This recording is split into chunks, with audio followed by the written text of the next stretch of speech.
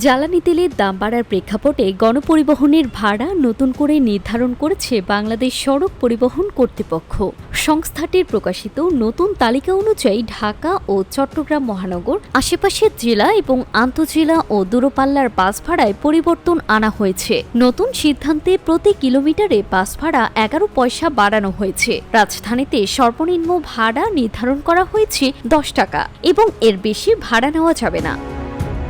তবে গ্যাস চালিত বাসের ক্ষেত্রে এই নতুন ভাড়া প্রযোজ্য হবে না। ভাড়ার হিসাব করতে গিয়ে ভগ্নাংশ 50 পয়সার বেশি হলে তা 1 টাকা ধরা হবে, আর কম হলে নেওয়া যাবে না।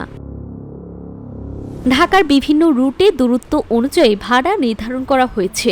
যেমন গুলিস্তান থেকে গাজীপুর রুটে ভাড়া 105 টাকা এবং মিরপুর থেকে কেরানীগঞ্জ রুটে সর্বোচ্চ ভাড়া 53 টাকা নির্ধারণ করা হয়েছে।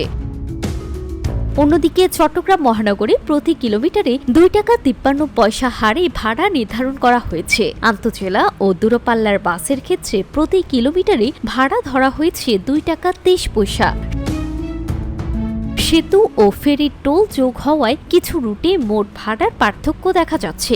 উদাহরণ হিসেবে ঢাকা চট্টগ্রাম রুটে 51 আসনের একটি বাসের ভাড়া নির্ধারণ করা হয়েছে 552 টাকা। তবে শীতাতপ নিয়ন্ত্রিত বাসের ভাড়া সরকার নির্ধারণ করেনি। এক্ষেত্রে পরিবহন মালিকদের সিদ্ধান্ত এবং বাজার প্রতিযোগিতার ভিত্তিতেই ভাড়া নির্ধারিত হবে।